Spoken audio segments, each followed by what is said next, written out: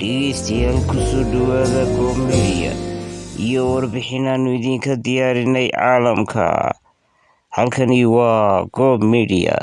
Qodobada warkeennana waxaa ka mid ah Israa'iil oo markii ugu horreysay joojisay xuskii sanadlaha ahaa ee ay ku magacaabi jireen socdaalka Israa'iil iyo socodkii ay ku mari jireen Baytul Qudus ama magaalada Qudus qaybo ka mid ah, waxaana ay arrintaas sababay inay joojiso hanjabaad uga timi Yahya Sinwar oo ah hogaamiye geesiya oo Falastiin u dhaqdhaqaaqa. Hanjabaad uu soo diray oo yidhi way dhammaatay wakhtigii ay Israa'iil siday doonto ka yeeli jirtay Falastiin iyo dhulkeeda, waxaana aanu haysanaa gantaalo fara badan oo rasaysan halkoodii, waxaana ay maqli doonaan haddii aanay arrinkaa joojin. Israa'iiliyiintu dhawaaqa digniinka ayaa ka bixi doonta meel walba ka mid ah Israa'iil.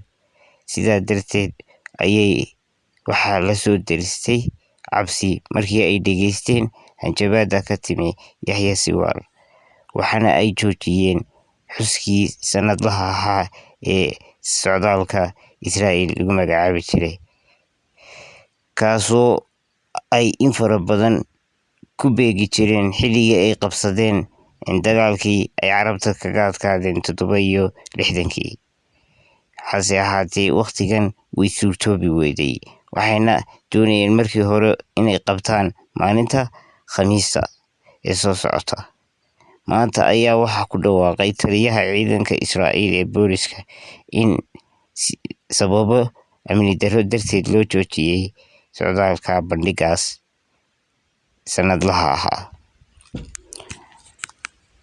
Arrintaasoo ay ka xumaadeen hogaamiyayaasha mucaaradka ee Israa'iil, kuna eedeeyeen dowladda Israa'iil iyo hogaamiyaha hadda haysta Netanyahu inuu yahay mid ka amar qaata Yahya Sinwar.